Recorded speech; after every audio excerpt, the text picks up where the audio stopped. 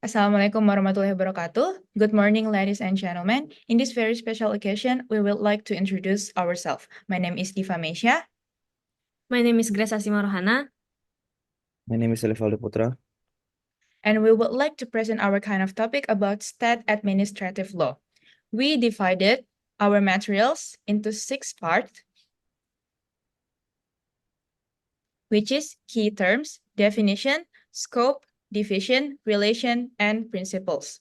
So without any further ado, let's start with our presentation that will be explaining by Elival. Okay, first is definition of state administrative law. State administrative law refers to the legal framework that governs the activities of administrative agencies operating at the state level of government.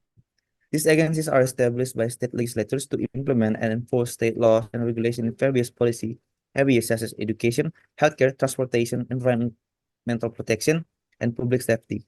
State administrative agencies play a crucial role in the day-to-day administration of state government function and the delivery of public service to the citizens.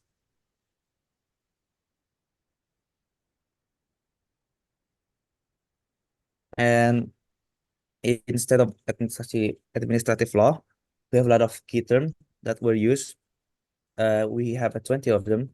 And the first one is delegated legislation, which means rules and regulation made by administrative agencies under authority delegated by the legislator. Second is natural justice, which is principles of fairness and impartiality in administrative decision making. 3 is ultra vires, is meaning of acting beyond the legal authority or powers granted to an administrative agency. Judicial review, which is the process by which courts review the legality of administrative action. Rulemaking, the process by which administrative agencies create regulation to implement the laws. Adjudication, the formal process of resolving dispute through administrative hearings. Agency, a government entity responsible for implementing and enforcing laws and regulation. Discretion, the authority of administrative agencies to make decisions within legal boundaries. Remedy, legal recourse available to individuals affected by administrative action. Writs, court order directing administrative agencies to perform or refrain from certain action. Quasi-judicial, which is administrative function that involve adjudicatory process similar to courts. Public interest, which is the welfare and well-being of the general public as the guiding principle in administrative decision-making. Ombudsman, an independent official appointed to investigate complaints against administrative agencies. Standing, the legal right of an individual or entity to challenge administrative action in court. Precedent, previous court decision that serve as a guide for future administrative rulings. Ex parte communication, an authorized or improper communication with decision makers outside of formal proceedings. Administrative Procedure Act, which is legislation that governs administrative procedures and practice.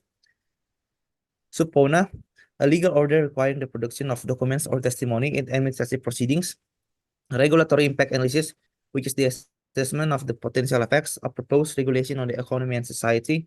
And the last one is sunshine laws, which is laws that promote transparency and public access to administrative agency proceedings. Scope of state administrative law. According to Prajudi Atmosudirjo, scope of state administrative law divided into first, law on fundamentals and general principles of public administration. This segment of administrative law establishes the foundational principles guiding public administration in Indonesia. It outlines the basic principles that govern the conduct of government officials, the exercise of administrative powers, and the interaction between the state and its citizens. Second, the law of state bodies. This aspect of administrative law focuses on defining the structure, powers, and functions of state bodies at different levels of government. It delineates the roles and responsibilities of entities such as ministries, departments, agencies, and regulatory bodies in the administration of public affairs. Third, the law of activity of state administration. This aspect particularly emphasizing juridical aspect. The component regulates the various activities undertaken by state authorities in the exercise of their administrative function. It covers areas such as decision-making processes, administrative procedures, and the legal framework governing governmental actions. And fourth, the law on means of state administration. This facet of administrative law pertains to the mechanism and resources utilized by the state in its administrative operation. It encompasses regulations related to state personnel management, including recruitment, employment condition, and disciplinary measures, as well as law governing state finance and budgetary process. Fifth, the law of local and regional government administration. This segment is subdivided into several areas, including civil service administration law, financial administration law, material administration law, and state enterprise administration law. It addresses the specific administrative issues and regulatory framework applicable to local and regional government entities, ensuring effective governance and service delivery at the grassroots level. And six, law on state administrative justice. Lastly, state administrative law includes provisions related to administrative justice, ensuring legal remedies and procedural safeguards for individuals aggrieved by administrative decision or actions. It encompasses mechanism for administrative review, appeals, and adjudication, promoting fairness, transparency, and accountability in the administrative process. And next is division of state administrative law. Regarding to Kusumadi Pujo Sewojo, state administrative law divided into number one, constitutional law. This area of administrative law focuses on regulating the structure, function, and process of government administration. It encompasses laws and regulation governing the organization of government bodies, decision-making procedures, administrative process, and the exercise of administrative powers. Number two, financial administration law, including tax law. In this segment, the emphasis is on the legal framework governing financial management and taxation by the government. It includes laws related to budgetary process, public finance management, taxation policies, and revenue collection mechanism aimed at ensuring fiscal accountability and sustainability. Number three is foreign relations law. This area of administration law deals with the legal principles and regulation governing Indonesia's interaction with other countries and international organizations. It covers diplomatic relation, treaty-making process, international agreement, and the implementation of international obligation to safeguard Indonesia's interests on the global stage. And fourth is public defense and security law.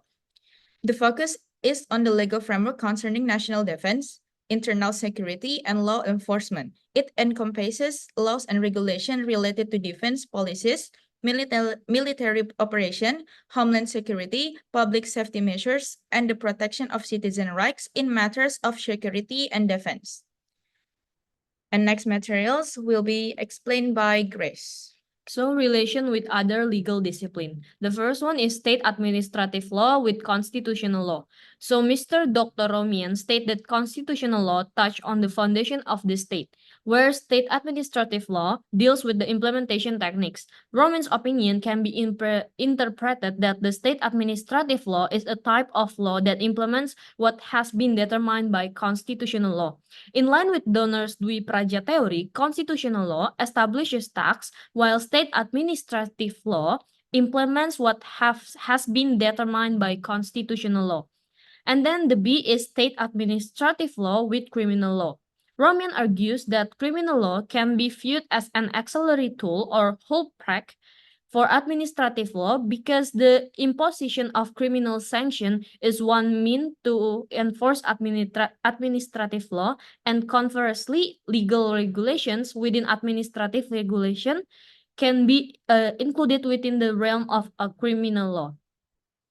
So the C is state administrative law with civil law.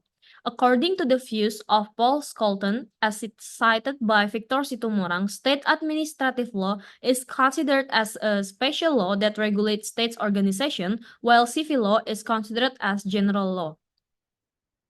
Therefore, the relationship between state administrative law and civil law occurs in several situations. And D is state administrative law with the study of public administration. Public administration has various meanings and interpretations. According to Dimok and Dimok, as a study, public administration discuss all aspects of government activities aimed at implementing the law and influencing public policy. As a process, public administration encompasses all steps taken in carrying out government's tasks. As a field of expertise, public administration regulates and directs all activities undertaken by the individuals in public institutions. Next is the principles of states administrative law. So the first one is compliance with law and justice. One of the basic principles of state administrative law is compliance with the law and the principle of justice. The government as an institution that has great authority must act in accordance with applicable legal regulation. Justice guides administrative decision making to ensure that citizen rights are respected and protected. The second one is legality and authority. The principle of legality emphasizes that government action must be based on applicable laws. The government's authority must be clear and in accordance with existing laws and regulation. This prevents abuse of authority and protects citizens from arbitrary decisions. The third one is public openness and participation. The importance of openness in state administrative requires that government policies and decisions can be accessed and understood by the public. Public participation is key in the policy-making process, giving citizens the opportunity to take part in shaping the rules that affect their life. The fourth is proportionality and process fairness. The principle of proportionality demands that government's action must be balanced and in accordance with the objective to be achieved. Additionally, due process fairness ensures that each individual has the right to be heard and considered in administrative process involving them. And then the fifth is efficiency and public service. State administrative law also emphasizes efficiency in administering government and public service. The government is expected to work efficiently and provide quality service to the community. This principle ensures that public resources are used wisely and that the results is benefit for all citizens. Finally, we came to the end part of our presentation. We would like to say thank you and hopefully the presentation will be beneficial for everyone. Wassalamualaikum warahmatullahi wabarakatuh.